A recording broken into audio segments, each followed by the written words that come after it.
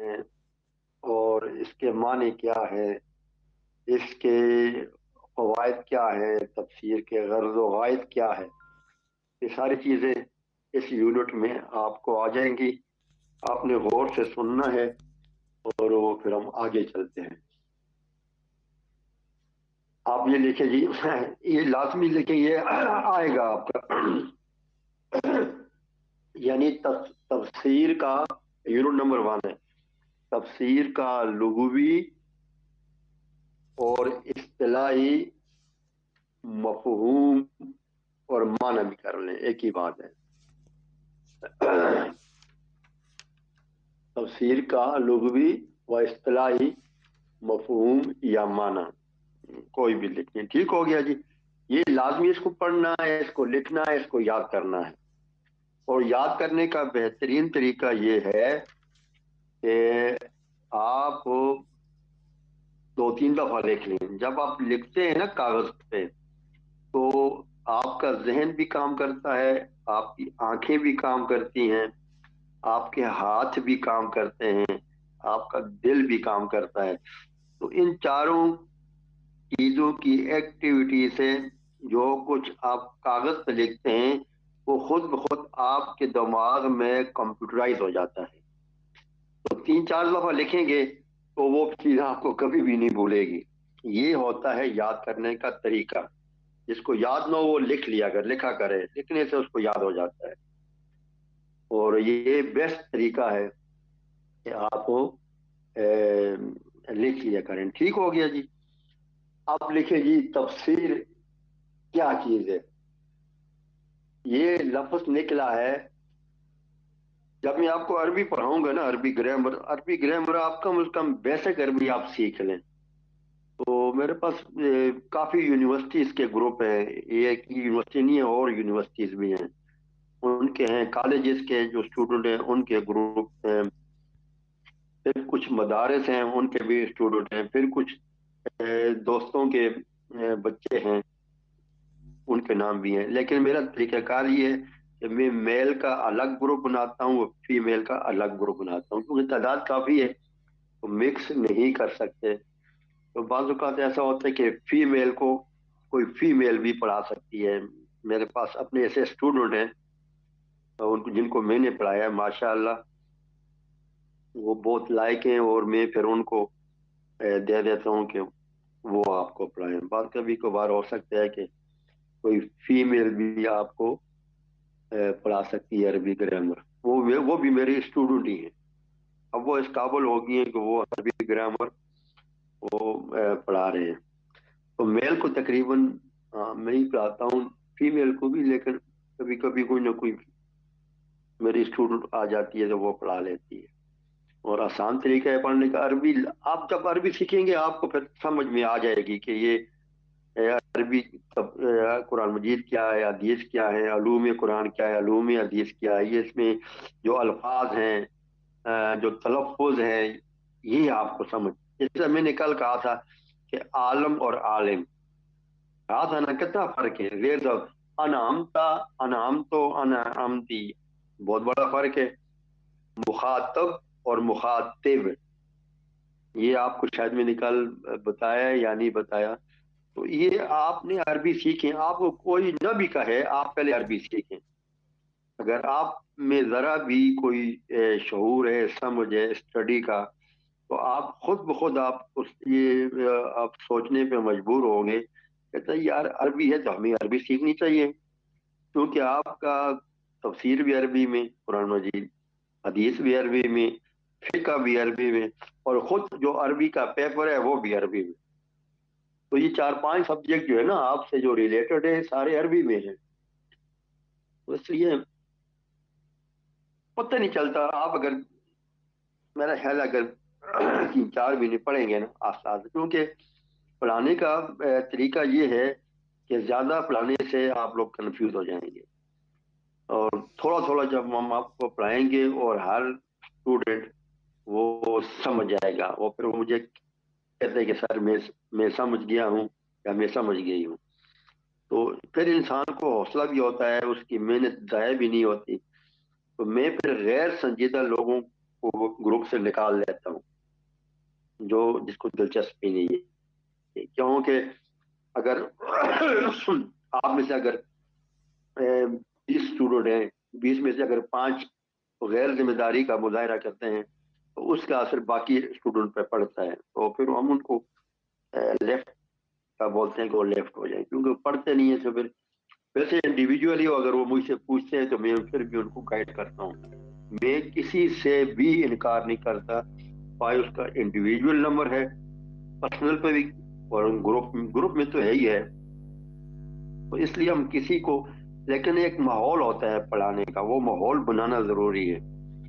हम कौन से यार फीस लेते हैं, हम पढ़ाते हैं वॉलंटियरली, शायद कोई दुआ दे दे, कोई अच्छा समझ ले, कोई याद करे कि भाई सर ने पढ़ाया था। जिंदगी का क्या भरोसा है।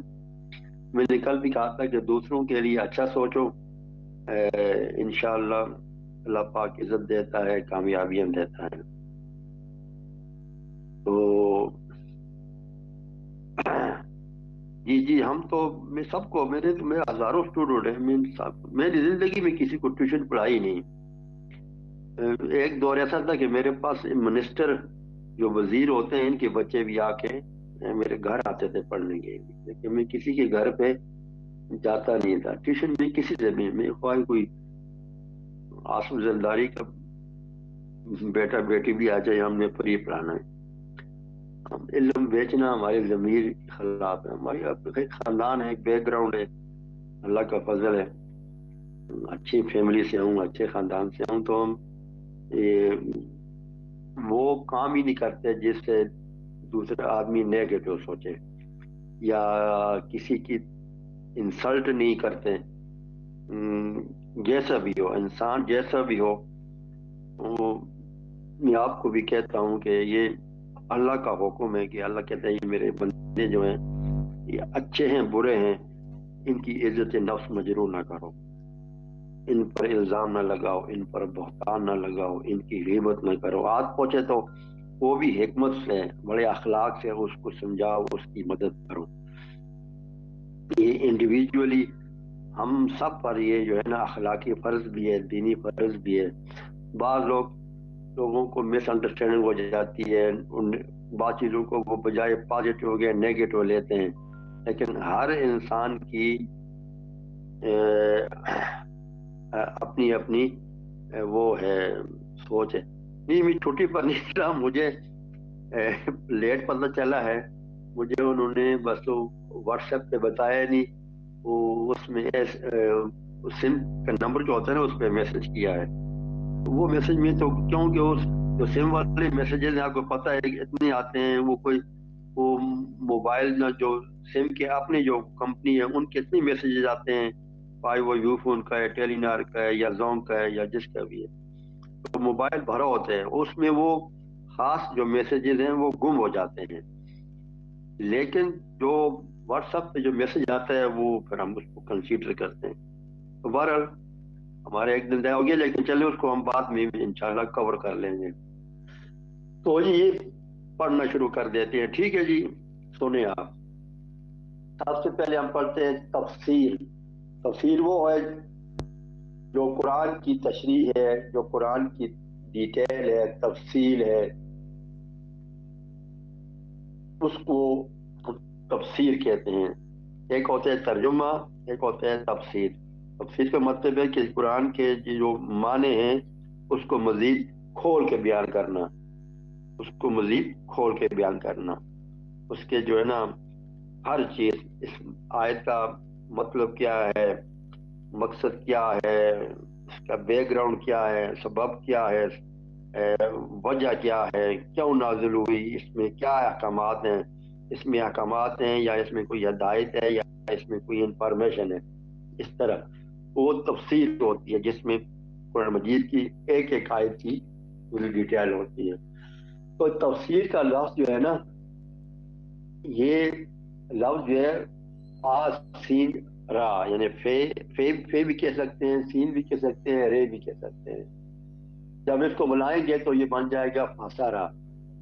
तो ये जब इसमें अब डिटेल में इसलिए नहीं जाता کہ اس کو آپ پریشان ہو جائیں گے کیونکہ آپ کو عربی گرامر نہیں آتی.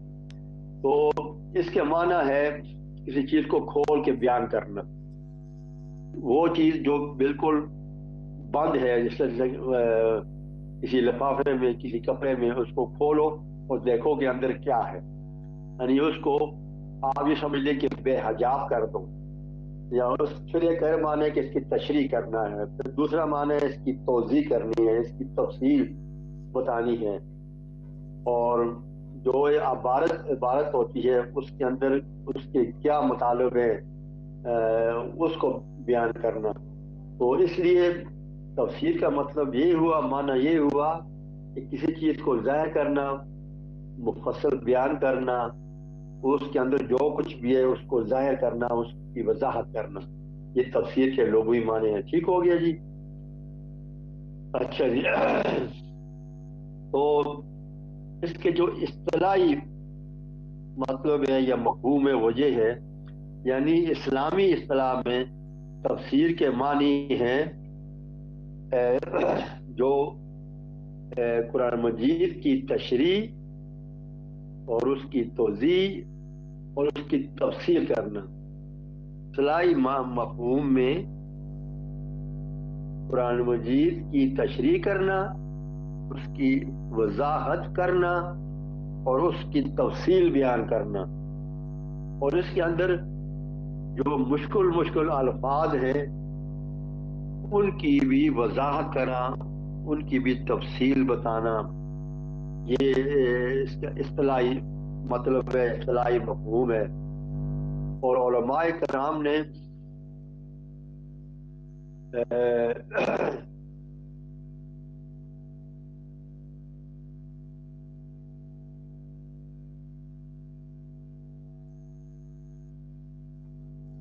علماء کرام نے یا مفسرین نے اس پر بہت کچھ لکھا ہے، تعریف کی ہے اور اس کے مطالب بتائے ہیں. تو گویا جو ہے آپ نے اس کی جو میں نے باتیں بتائی ہیں یہی اپنے پاس، اور مزید آگے پیچھے نہیں جانا ہے. اور اس میں یہ ہے کہ قرآنی آیت سورت جو بھی ہے اس کے اندر کیا کیا احکامات ہیں، اور ان احکامات میں حلال کیا ہے، حرام کیا ہے، اور عقائد کیا ہیں، ہاں عبادت کیا ہے، معاملات کیا ہے، اچھا حقوق کیا ہیں، حقوق اللہ کیا ہے، حقوق العباد کیا ہے. ہر چیز کی اس میں اللہ پاک نے اجمالاً بتا دیا ہے. اور پھر یہ ہے کہ اگر قرآن کا اب جب آگے پڑھیں گے نا کہ تفسیر کی اقسام، تو اس میں آپ کو سمجھ میں آ جائے گا کہ قرآن کی تفسیر کرنے کے کون کون سے ذرائع ہیں، کن کن طریقوں سے قرآن کی تفسیر کی جاتی ہے. وہ آگے جب ہم پڑھیں گے تو آپ کو انشاءاللہ اور مزید سمجھ میں آ جائے گا. ابھی جو آپ کو میں مختصراً پڑھا رہا ہوں اس کو آپ نے غور سے کتاب سے پڑھو گے تو بہت کچھ ہے کتاب میں، اور وہ آپ کی سمجھ میں شاید نہ آئے، اور پھر آپ ڈر بھی جائیں کہ بس اپنا کیا نام ہے، شاید بہت ساری ہیں جو آپ کی مرضی ہے. اب تک کی سمجھ صاحب کی پڑھتے ہیں، یا معارف القرآن پڑھتے ہیں، یا تفہیم القرآن پڑھتے ہیں، یا ابن کثیر پڑھتے ہیں. بہت ساری بے شمار ہوئے کو تو وہ ہیں تفسیریں ہیں. وہ آپ کا اپنا شوق ہے. اگر آپ لوگوں کے پاس کوئی تفسیر ہے تو وہ بہت بیسٹ ہے. تفسیر مالکی ہے، بیان القرآن ہے، فلاں کنز ایمان، جو بھی ہے. تو جو آپ کو اچھی لگے آپ اس میں سے، کیونکہ اس طرح بھی ہے کہ مختلف جی ہے کیا نام ہے مسلک کے لوگ ہیں، وہ اپنے مسلک کے مطابق وہ پڑھتے ہیں. میں تو سب کی پڑھتا ہوں، میں تو مسلک اتنا مجھے نہیں. انسان خود غور سے پڑھنا چاہیے تو سمجھ میں آ جاتا ہے. اور آپ خود بھی بہت بڑے عالم بن سکتے ہیں، آپ خود بھی بہت بڑے دانشور بن سکتے ہیں. یہ لوگ جو بڑے بڑے عالم ہیں، دانشور ہیں، بڑے شاعر ہیں، ये हमारी तरह छोटे थे, बड़े हुए, कॉलेज में पढ़े, स्कूल में पढ़े, आगे गए, जो जो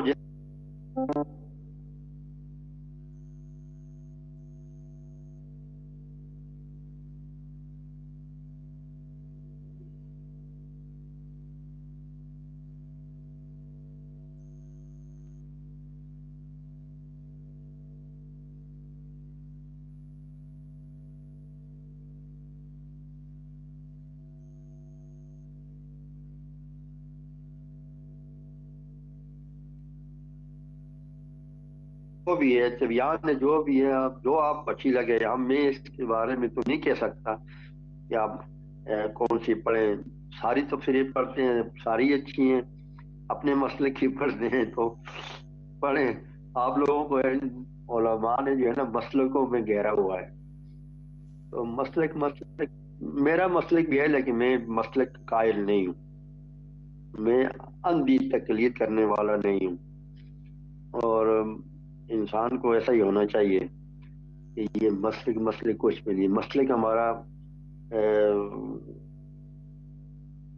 दौर नबूवत है, दौर खुलाफाए राशिदीन है। बस हम उसको देख के चलेंगे। वहां जब वो हर चीज वहां से मिल जाती है, तो इसलिए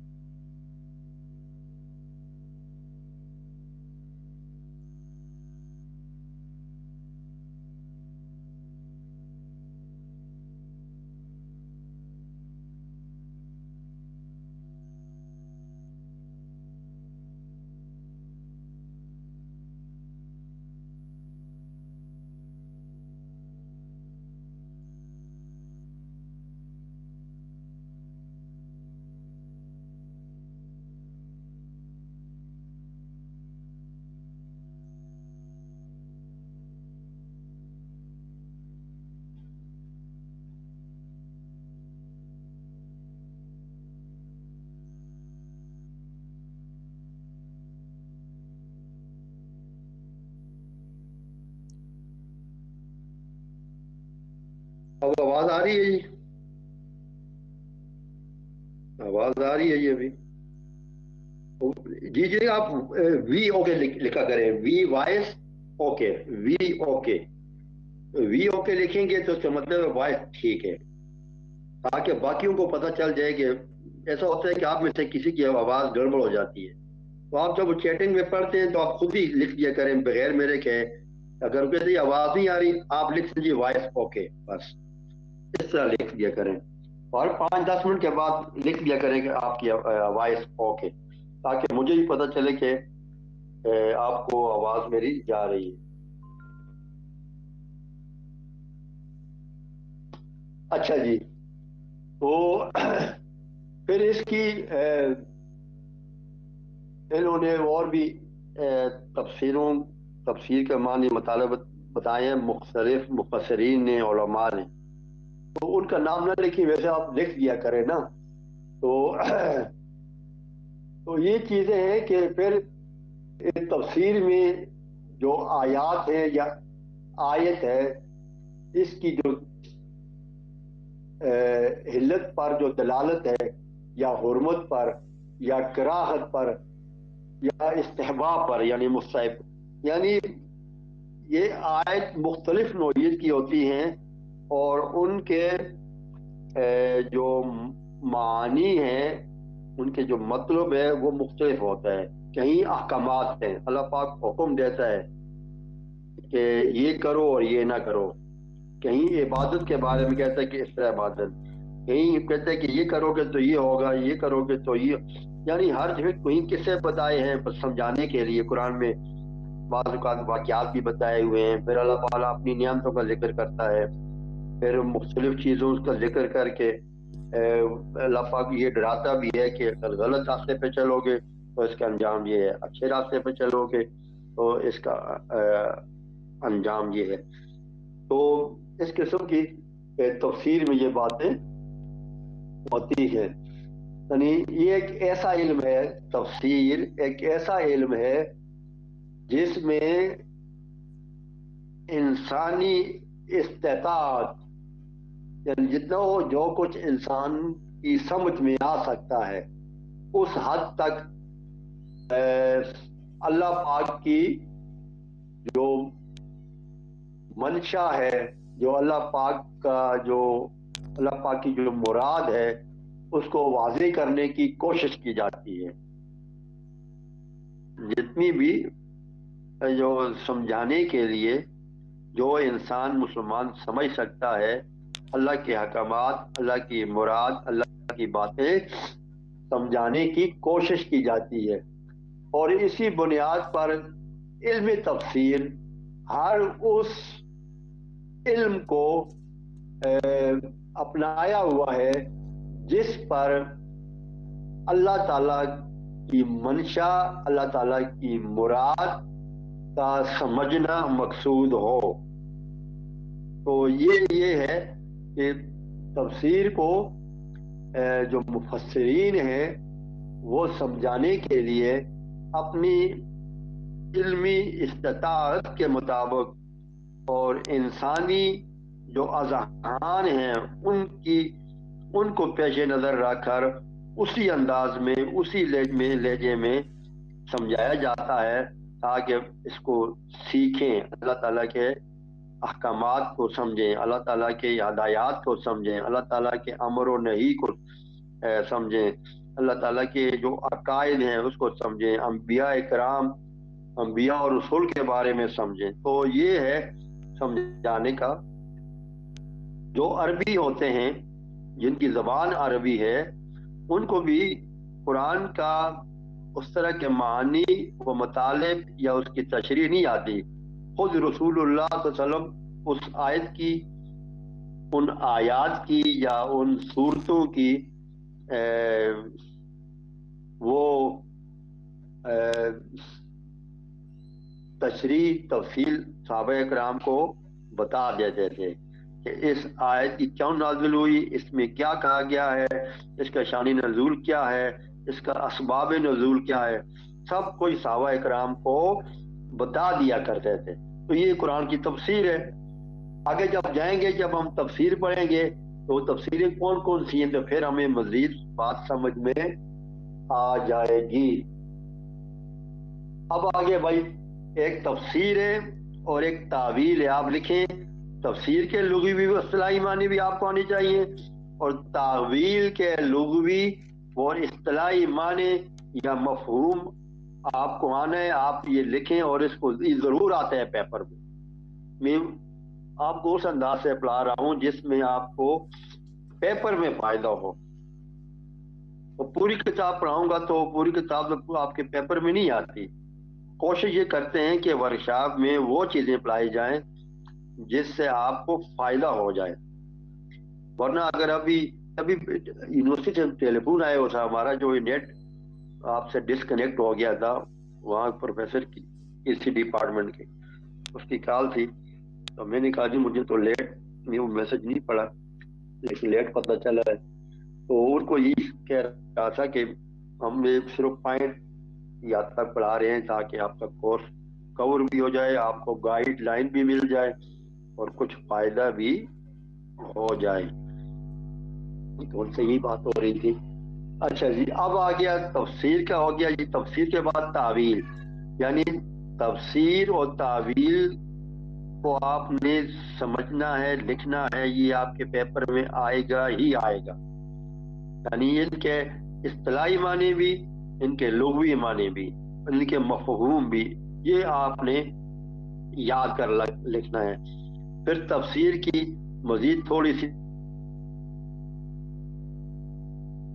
یہ جیسے ابھی آپ کو میں نے بتایا ہے وہ لکھیں، اپنے الفاظ میں بھی لکھ سکتے ہیں، ضروری نہیں کہ جو میں نے آپ کو پڑھایا آپ وہی لکھیں، یا کتاب میں لکھا ہوا ہے اس طرح لکھیں، نہیں، بس آپ نے سمجھنا ہے، سمجھ کے میرا اپنے انداز میں بھی لکھ سکتے ہو۔ اب آگے بھائی تعویل، تعویل کا لغوی اور اصطلاحی مفہوم سمجھ گئے جی؟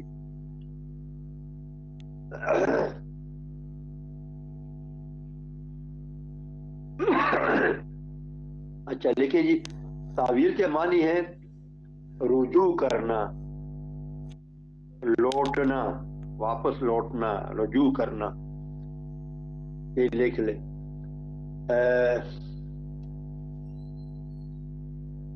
اور دوسرا معنی ہے پھیرنا، پتہ نہیں پھیرنا، دوسرا مطلب یہ ہے کہ پھیرنا بھی تعویل کہلاتا ہے، رجوع کرنا بھی تعویل کہلاتا ہے، لوٹ آنا بھی تعویل کہلاتی ہے۔ یعنی رجوع کا مقصد یہی ہوتا ہے کہ دوبارہ اسی مقام پر آ جائے جہاں پہلے تھا۔ اچھا جی، اور کچھ لوگ کہتے ہیں کہ اس کے معنی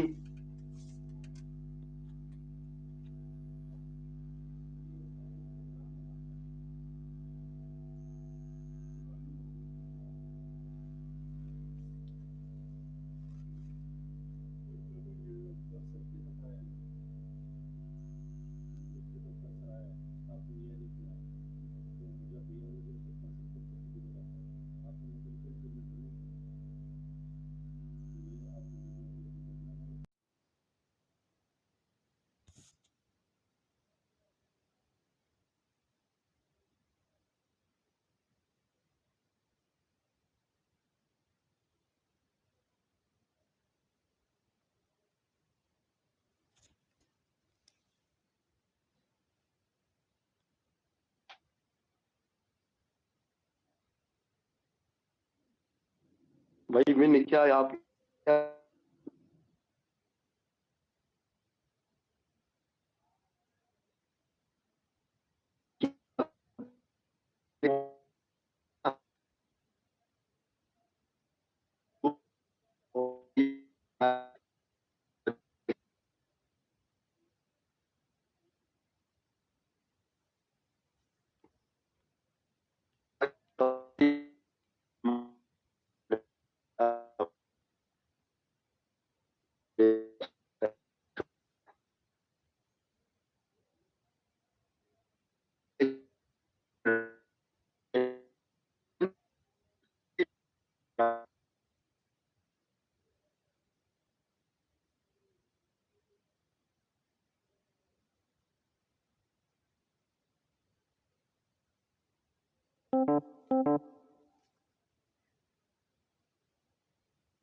غلط لکھے آپ نے طارق، کیا نام ہے اس نے، خالدہ نے، خالدہ آپ نے غلط لکھ دیا.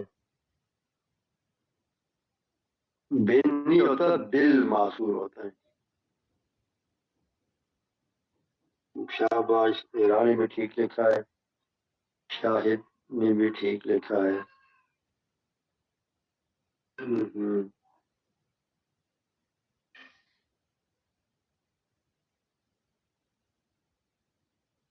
Very good, very good. آپ میں سے کچھ بچے شاید مدرسے کے پڑھے ہوئے ہوں، یا ان کو یہ چیزیں بآسانی سمجھ میں آ جاتی ہیں. اچھا جی، اب ہم یہ دو قسمیں ہیں. تب یہ اس کو لکھیں امپورٹنٹ، اس پر بھی سوال لازمی آئے گا. اس لیے تفسیر و تعویل کی تعریف اور فرق اور اس کی وضاحت، یہ بھی آئے گا. خیر کوئی بات نہیں، شاید اچھی بات ہے نا. آپ جو ہے نا یہ وہ بھی لکھ لیں نا، ان کو سمجھا دیں، لکھ لیں وہاں پر، آپ کے پاس ٹائپنگ آتی ہے. آیات جہاں کی 4 قسمیں ہیں، دلالت النص، اقتضاء النص، اشارت النص، سارا لکھیں. وہ بھی لکھیں بھیجتے رہیں تاکہ بار بار بھیجیں، تاکہ ان کو یہ بھی آ جائے. بڑی عام چیز ہے کہ قرآن کی تفسیر معنی اور مطالب کو سمجھنے کے لیے آیات کی مختلف کیفیات ہوتی ہیں. کوئی صریح النص ہوتا ہے، دلالت النص، اقتضاء النص. یہ بھی جس کو آتے وہ لکھ لے باقاعدہ، اچھی بات ہے. ساتھ ساتھ بچوں کو بھی آپ گائیڈ کریں. میں آپ کو شاید، آپ کا نام رحمان شاید ہے، شاید رحمان ہے.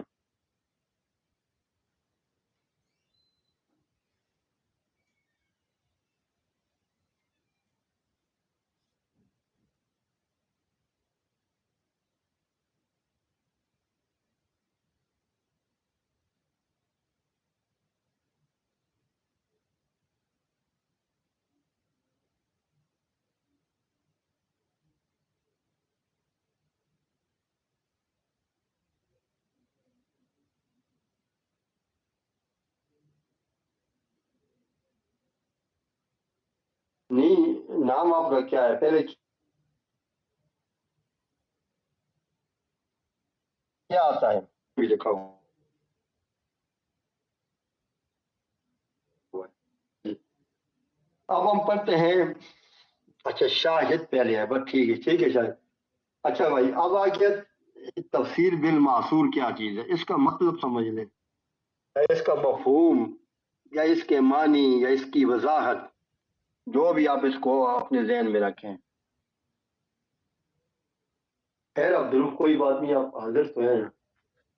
اچھا تفسیر بالمعصور یہ بہت مشہور تفسیر ہے، اور جس طرح کہ تفسیر بالرائے بھی بہت مشہور ہے، لیکن زیادہ اہمیت اس کی ہے تفسیر بالمعصور کی. اور مفسرین کی، علماء کی اکثریت جو ہے اس کو بھی بہتر سمجھتی ہے. اور یہ جو اسلوب ہے تفسیر کا، یہ پہلا اسلوب ہے.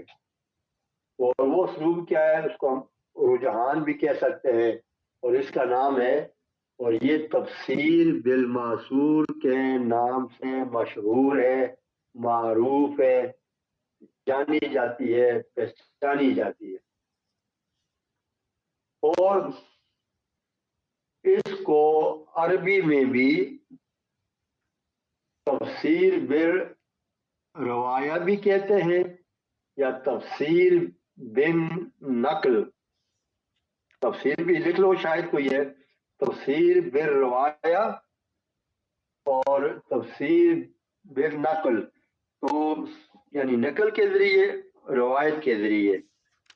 یعنی اس کا یہ نام بھی ہے، معصور کا ایک نام آ گیا معصور، دوسرا نام تفسیر بالروایہ، یعنی روایت کے ذریعے. روایت درایت آپ نے سنا ہوگا، تفسیر بالروایہ اور تفسیر بالنقل. صحیح نہیں ہے زینب, آپ صحیح کر کے لکھیں. بے الف با ہے, تفسیر بے الف با, با الگ ہے, با الگ ہے, پھر لام رے, پھر لام رے آتا ہے.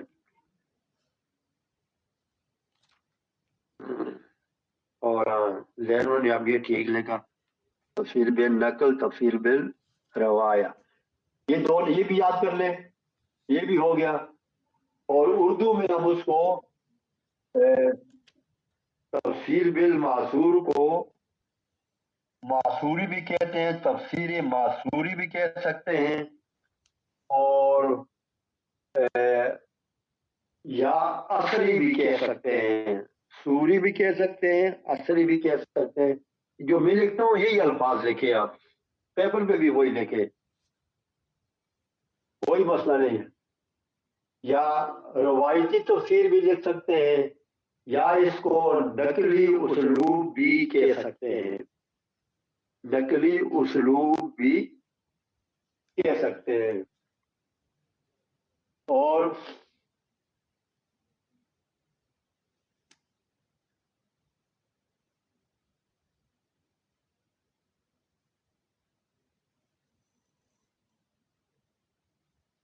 یہ تفسیر جس کو تفسیر بالمعصور کا نام دیا گیا ہے, اور اس کے نام دینے والے جو ہیں وہ علماء حدیث ہیں.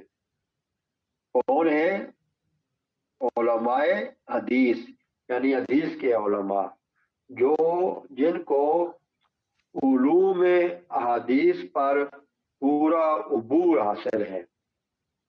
سمجھئے, ان علماء نے اس تفسیر کا نام تفسیر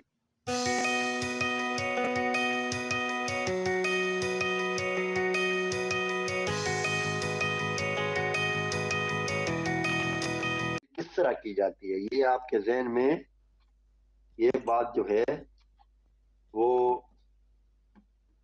کلیئر ہو چکی ہے, میرا خیال ہے. تفسیر بالمعصور کی تعریف کیا ہے, اس کی کیا طریقہ ہے تفسیر کا, یعنی اسلوب کیا ہے, اور کن کن ادوار میں ان کی تفسیر کس طرح ہوئی ہے, یعنی ارتقائی مراحل کیا تھے. پھر اس کے اسلوب جو 6 ہیں وہ کون سے ہیں, یہ آپ کو, مجھے امید ہے کہ آپ کو وہ پتہ چل گئے ہیں. پھر تفسیر بالمعصور کے جو مفسرین ہیں ان میں سے ہم نے 4 کے نام, 4 کی کتابیں وہ بھی آپ کو بتا دیں. ٹھیک ہو گیا, ماشاءاللہ کچھ نہ کچھ آپ لوگوں کو حاصل ہو گیا جی. ٹھیک ہو گیا. اب آتے ہیں تفسیر کی کتنی قسمیں ہیں, 2 قسمیں ہیں. پہلی قسم تفسیر بالمعصور, نمبر 1. اب ہم آتے ہیں دوسری قسم کے.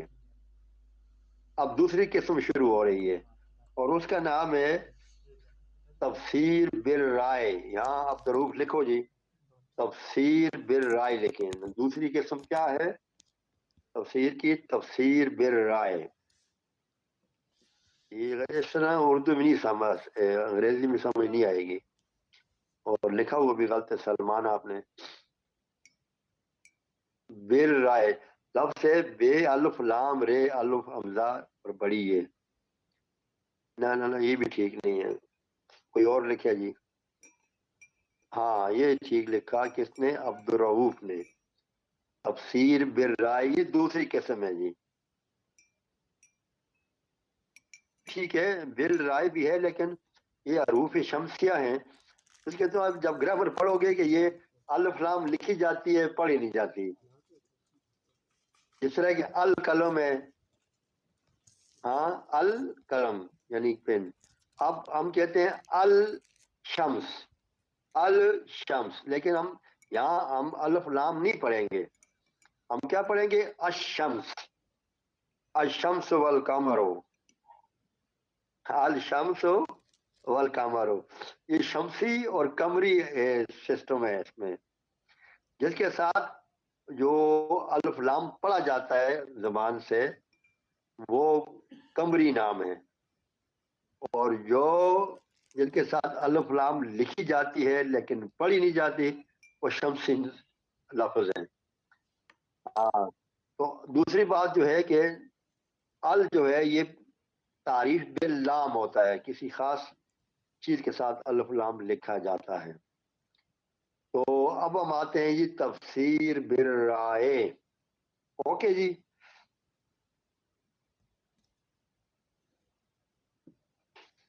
تو اب اس کے بھی نام ہیں، جس طرح تفسیر بالمعصور ایک پراپر ناؤن ہے، خاص نام ہے، مشہور اور معروف نام ہے تفسیر کا، اسی طرح تفسیر بالرائے بھی ایک مشہور نام ہے، معروف نام۔ اب اس کے دوسرے ذیلی نام بھی ہیں، چھوٹے چھوٹے نام بھی ہیں، وہ بھی آپ کو آنے چاہیے۔ اب وہ کون ہے جی؟ دیکھیں، تفسیر بالرائے اس کا دوسرا نام ہے، تفسیر بالدرایا۔ اب ضرور لکھ لیں، یہ لکھو، آپ ساتھ لکھتے جائیں آپ، تفسیر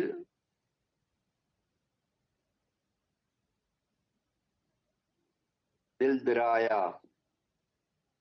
پھر لکھیں آگے سپیس دیں، پھر لکھیں تفسیر بالعقل، اور پھر لکھیں تفسیر، بالکل ٹھیک لکھا جی، صحیح لکھا ہے، آگے پھر لکھیں تفسیر بالعقل، اس کے بعد پھر لکھیں تفسیر بالاجتہاد۔ یہ تین ہو گئے جی، ان کو بھی آپ یاد کر لیں، کبھی کبھی پوچھوں گا آپ سے۔ ہاں بھائی، تفسیر بالرائے مشہور نام ہو گیا، معروف نام ہے، اور تفسیر بالرائے جو ہے اس کا جو ذیلی نام ہے، دوسرا نام ہے تفسیر بالدرایا، اور تفسیر بالعقل، اور تفسیر بالاجتہاد۔ عبدالروف نے ٹھیک لکھا ہے، آپ عبدالروف ان کو اکٹھا کر کے لکھ لیں تاکہ یہ آپ لوگ ابھی سے نوٹ کر لیں۔ یہ کہتے ہیں don't put of tell tomorrow what you can do today, ابھی سے یاد کر لیں، ابھی ابھی لکھیں، اور ابھی آپ یہ تین عبدالروف تین اکٹھے کر کے لکھیں، باقی جو لوگ موجود ہیں اس کو کاغذ پہ لکھیں۔ یعنی تفسیر بالرائے کے دوسرے نام، ایڈنگ کیا ڈالیں گے؟ تفسیر بالرائے کے دوسرے نام یہ ہیں، یا ان کو آپ ذیلی نام کہہ سکتے ہیں۔ یہ سلمان آپ نے غلط لکھے، اس نے ٹھیک لکھا ہے عبدالروف نے، اور اس نے عادل نے بھی ٹھیک لکھا ہے۔ تفسیر بالاجتہاد عادل رفیق نے بالکل ٹھیک لکھا ہے،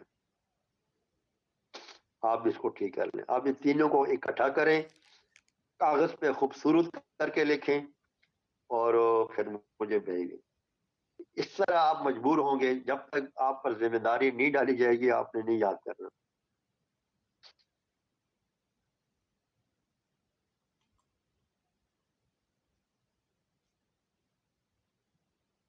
اچھا، یہ جو تفسیر بالرائے ہے، وہ تفسیر بالرائے کے ذریعے قرآن مجید کی تفسیر یوں کی جاتی ہے جس میں مفسر کے ذاتی رائے یا ذاتی اجتہاد کا عمل ہوتا ہے، یا عمل داخل ہوتا ہے۔ اب ایک بات ذہن میں رکھیں، ہر بندہ تفسیر بالرائے کا مفسر نہیں ہو سکتا، ہر کوئی تفسیر بالرائے کا بھی نہیں ہو سکتا، اور تفسیر بالمعصور کا بھی نہیں ہو سکتا۔ بھائی مفسر کے لیے بہت سارے شرائط ہیں، مفسر کے لیے، خواہ وہ مفسر بالمعصور کا ہو یا مفسر تفسیر بالرائے کا ہو۔ میری آواز ٹھیک آ رہی ہے؟ हाँ मरीम, आपने भी ठीक लिखा है तफसीर, या एक और आसान है ये भी। अगर मुश्किल है तो ये लिख लें, तफसीर इज्तिहाद, तफसीर दराया और तफसीर बिला अक्ल, या तफसीर बिला अक्ल जो है, तफसीर अक्ल के जरिए लिख लें,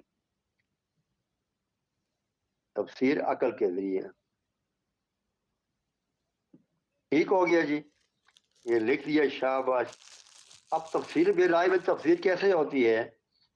तफसीर बिल राय में मुफस्सर बिल मासूर की तरह उसकी तफसीर नहीं करता, बल्कि मुफस्सर अपने जाती इज्तिहाद के जरिए तफसीर करता है। अब हम आते हैं, ये इज्तिहाद क्या है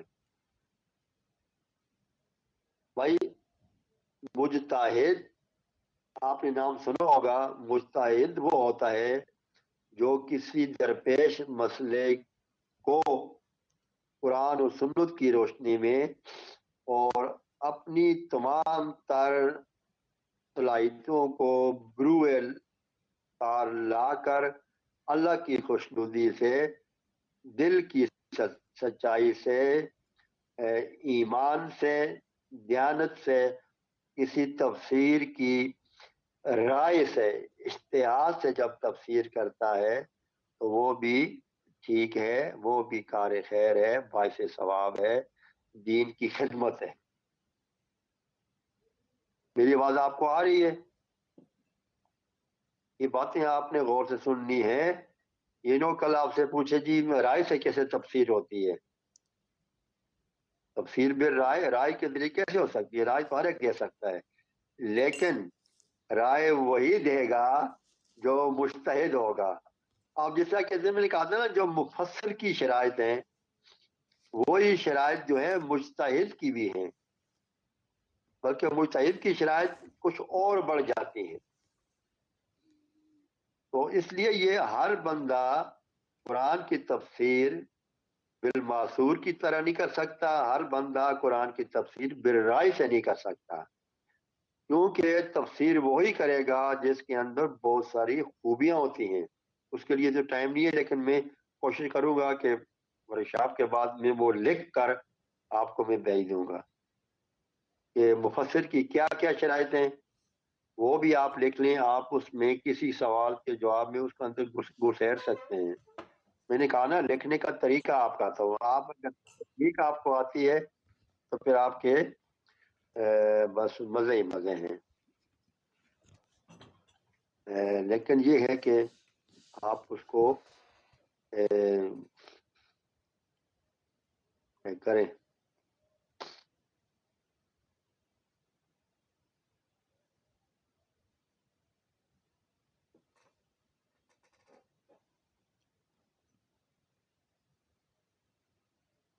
जरा 5 मिनट के लिए जी आपने होल्ड करना है।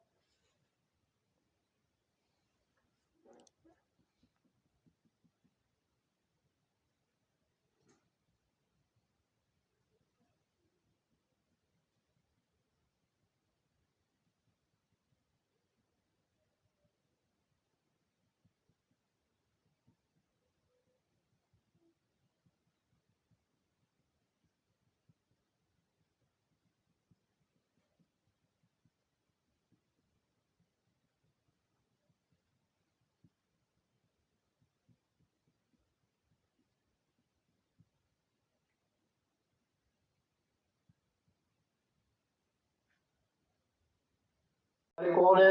کون سے علماء ہیں؟ جو علماء حدیث ہیں، یعنی علوم حدیث پر عبور حاصل ہے۔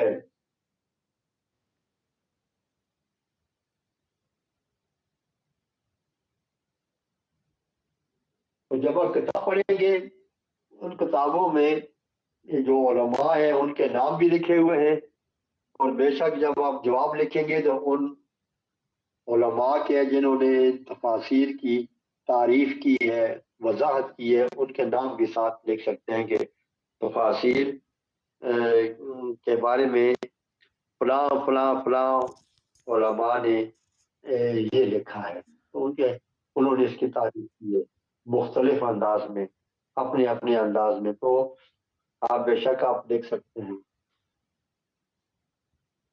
اچھا جی،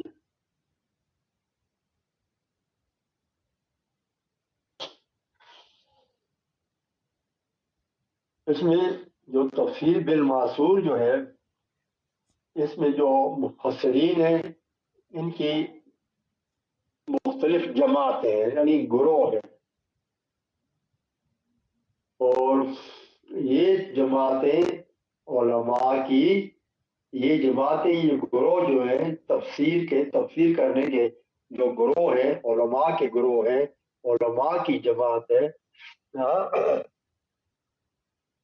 آیات سے مناسبت رکھنے والے آثار جو ہے وہ روایت کرتی ہے، اور یہ خواہ وہ اب ایک مرفوع حدیث ہے، خواہ وہ مرفوع حدیث ہے یا موقوف، یا کسی تابعی کا قول ہو یا اسرائیلی روایت ہو، مقصد یہ ہے یہ قرآن کی تفسیر حدیث سے بھی کرتے ہیں، قرآن کی تفسیر دوسری آیت سے بھی کرتے ہیں، ایک آیت کی تفسیر دوسری آیت کے ذریعے کرتے ہیں، اس طرح بھی ہے تاکہ ہم پر ہوا اس کی ترویج کس طرح ہوئی، اس کی اشاعت کے کیا کیا طریقے سے وہ کس طرح ترقی کی ہے، آگے اس کی مزید وضاحت ہوتی گئی ہے، اس کو ہم کہتے ہیں ارتقائی مراحل۔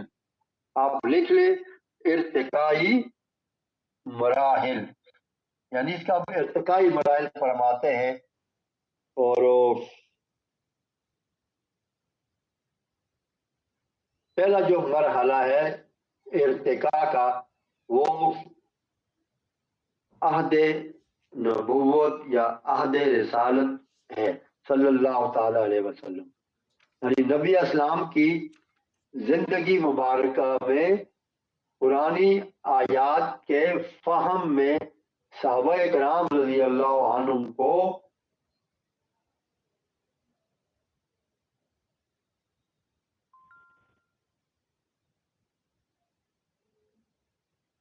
اللہ اکبر۔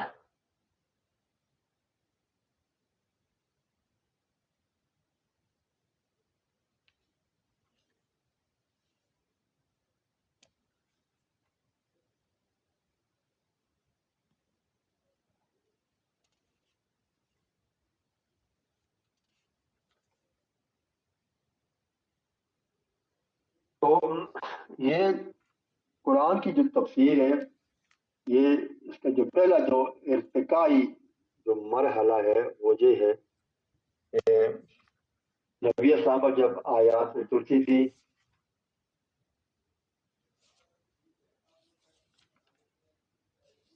وہ اس کی بلکہ کہ ایک آیت ہے، اس آیت کی تفسیر کے لیے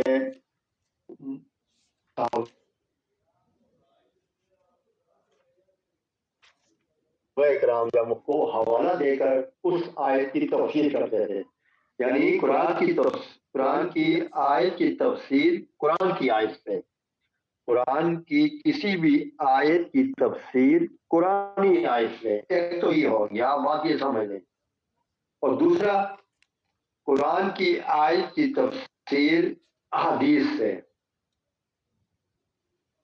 قرآن کی آیت کی تفسیر حدیث سے، پھر اس طرح اس کے اسی چیز کو کہتے ہیں نا روایت، تفسیر بالروایت، تفسیر نقل بھی ہے، یعنی نقل کی جاتا ہے، اور یہ اس پر جو دوسری تفسیر ہے تفسیر بالرائے، اس کے معنی و مطالب کچھ اور ہیں۔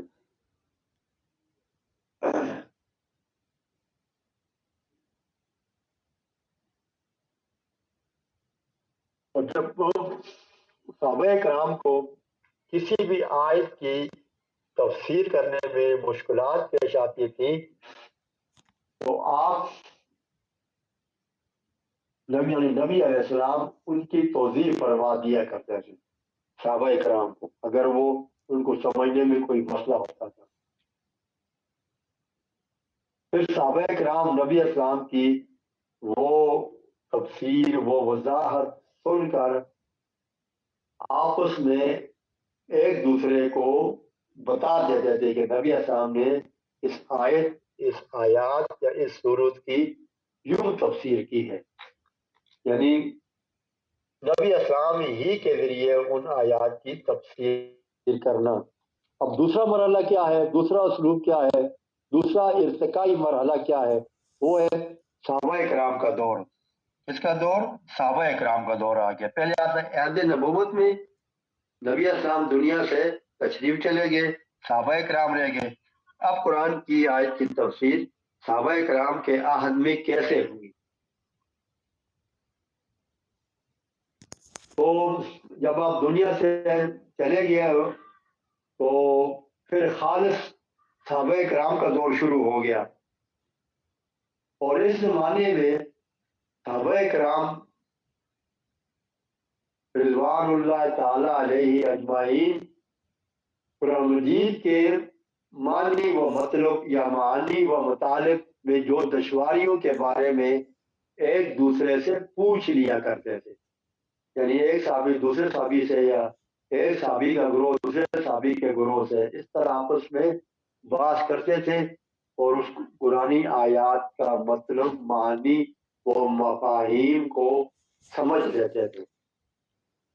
اور اسی طرح تفسیر سے متعلقہ اقوال نبی علیہ السلام کے ایک صحابی سے دوسرے تک منتقل ہو جاتے، یعنی ایک صحابی سے دوسرے صحابی تک یا صحابیوں سے دوسرے صحابیوں تک منتقل ہو جاتے۔ اس کا یہ مطلب یہ نہیں کہ صرف زبانی طور پر یہ تفسیری روایات ہیں ایک دوسرے تک منتقل ہوتی رہتی، نہیں، بلکہ جدید جو تحقیقات کی ہیں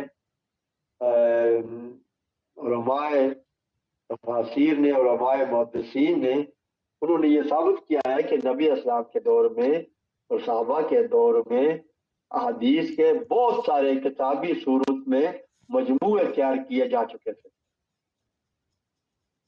اور ان مجموعوں میں قرآنی آیات کی تفسیر کے بارے میں بھی احادیث کو لکھا گیا تھا، احادیث کو تحریری شکل میں لایا گیا تھا۔ اور قرآن مجید کے جو پہلے مفسر ہیں آپ کو پتہ ہے وہ رسول اللہ صلی اللہ علیہ وسلم ہے،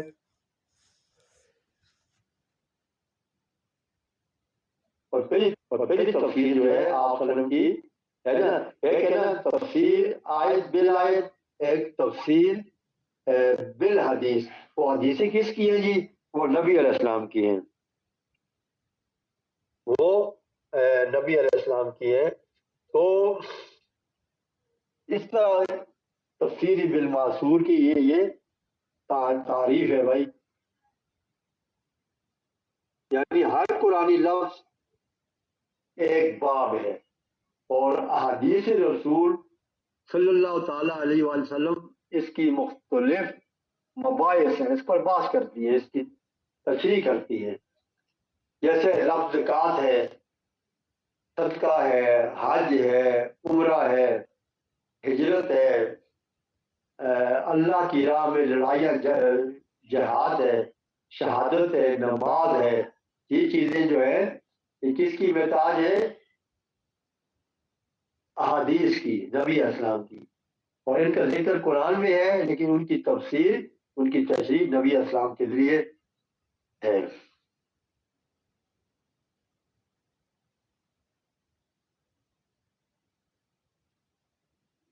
بھائی بریک دے دیں 5 6 10 منٹ کا، ٹھیک ہے؟ تب تک شاید ان کو تھوڑا بہت آپ گائیڈ بھی کریں، لیکن سادے الفاظ میں کریں نا۔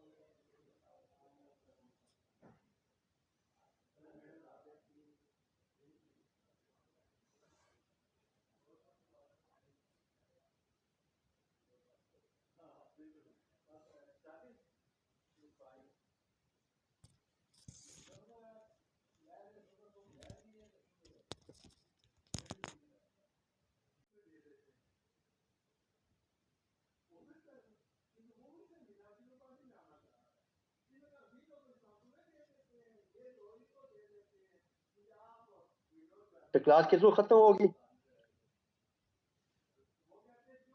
کلاس کس وقت ختم ہوگی مریم؟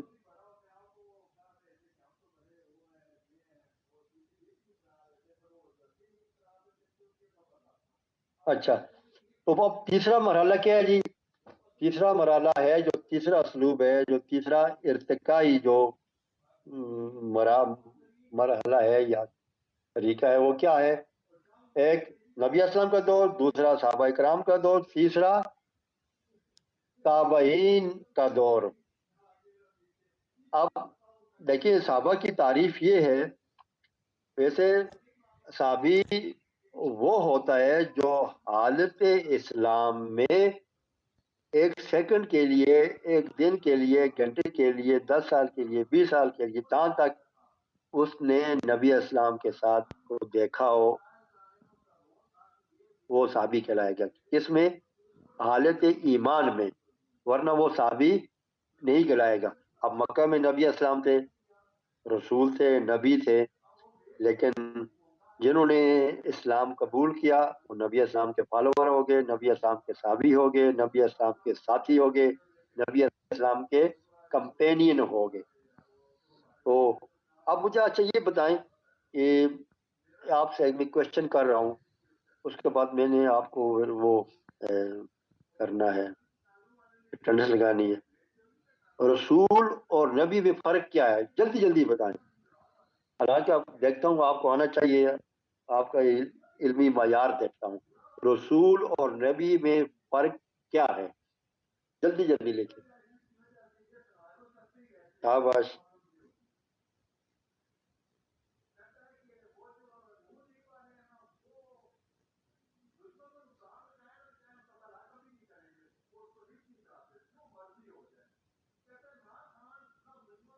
شاباش۔ رسول اور نبی میں فرق کیا ہے؟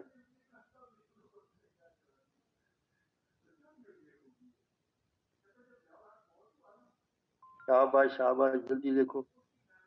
سب ٹھیک لکھ رہے ہیں، غلطی کوئی بات نہیں یار، ہم ایک دوسرے سے سیکھتے ہیں، اس میں کوئی شرم کی بات نہیں ہے۔ شاباش شاباش۔ اب دیکھتے ہیں حاضر کون ہے، اس سے آپ کی حاضری بھی لگ جاتی ہے کہ کون حاضر ہے اور کون ڈنڈی مار گیا ہے۔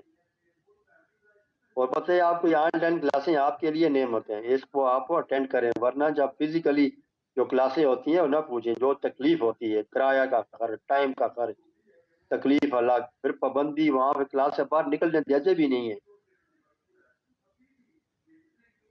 جس کو نہیں آتا وہ لکھ لیں نو سر، جس کو نہ آئے اس کو لکھ، وہ آگے لکھ، تاکہ یہ سب کی حاضری ہو جائے۔ جس کو آتا ہے وہ لکھیں، جس کو نہیں آتا وہ لکھیں نو سر یا نہیں آتا۔ پریزنٹ نہیں ہے بلکہ لیکن نہیں آتا نا. پریزنٹ کا مطلب آپ ابھی آئی ہو پھر سائمہ, پریزنٹ تو یہ مطلب ہو گیا.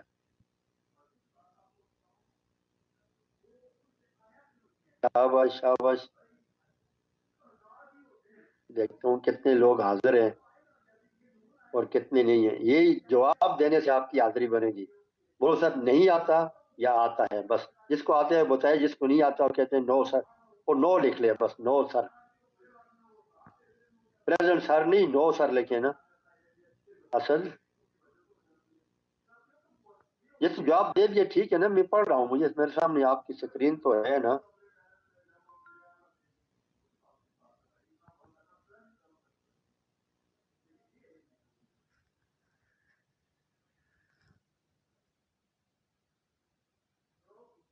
جی سر, بس سر اینڈ ہونے.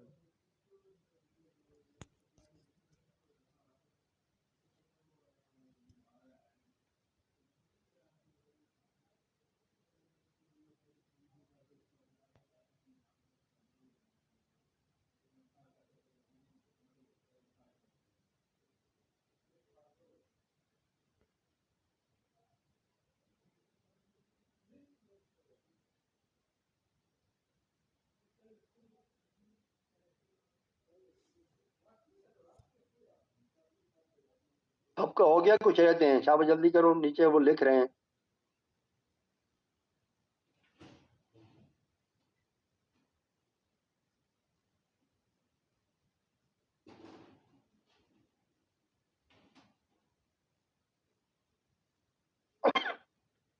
اور یہ بھی بتائیں کہ رسولوں کی تعداد کتنی ہے.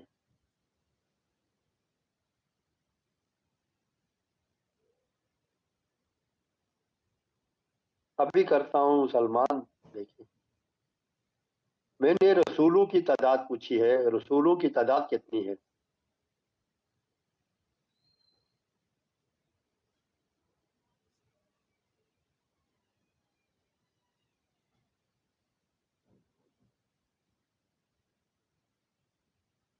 شاباش شاباش شاباش, ویری گڈ ویری گڈ.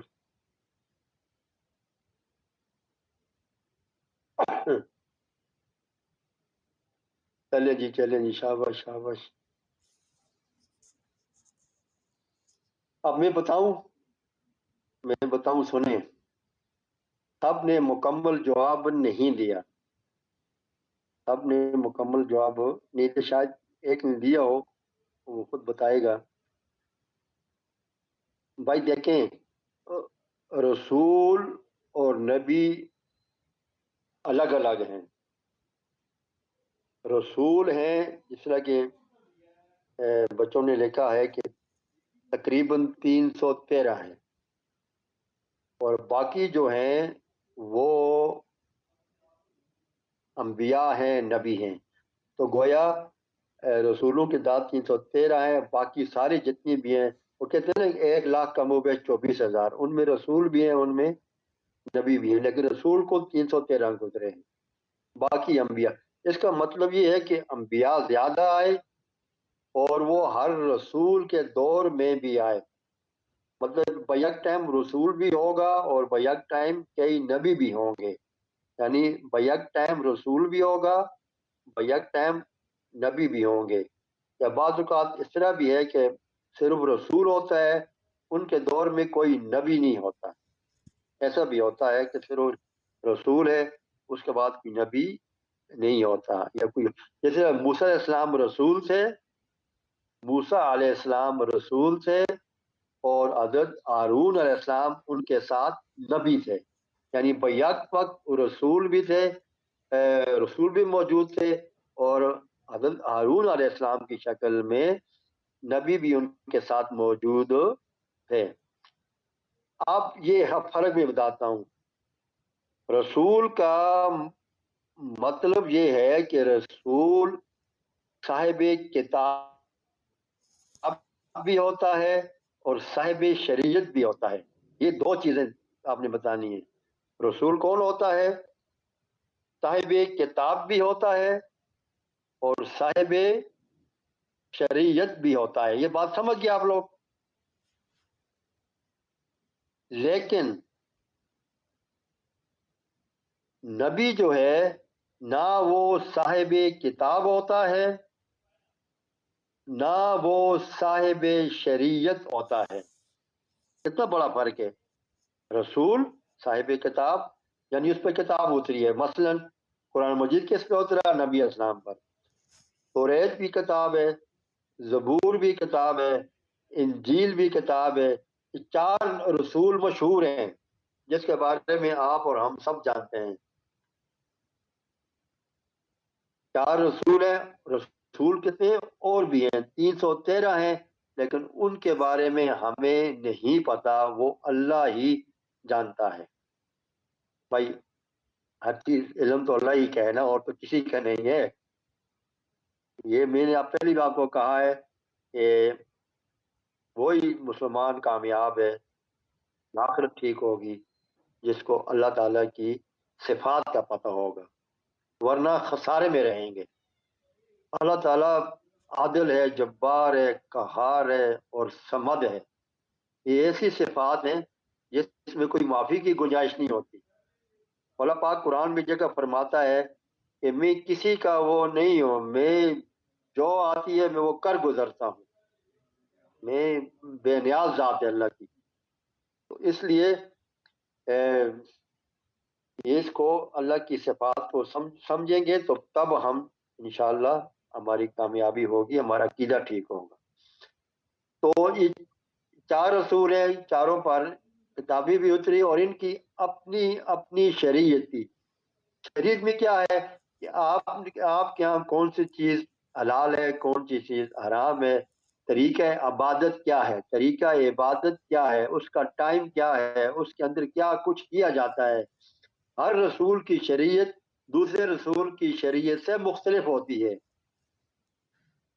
ہر رسول کی شریعت دوسرے رسول کی شریعت سے مختلف ہوتی ہے. بعض کسی رسول کی شریعت میں جو چیز حلال ہوتی ہے اور دوسرے رسول کی شریعت میں وہ چیز حرام ہوتی ہے. تو یہ ایک لمبی بات ہے. اچھا، نبی وہ ہوتا ہے جو صاحب کتاب بھی نہیں ہوتا، صاحب شریعت بھی نہیں ہوتا، وہ اپنے پہلے والے رسول کی کتاب کو اور شریعت کو فالو کر کے اپنی امت کی رہنمائی کرتا ہے. بس اوکے جی، اللہ حافظ.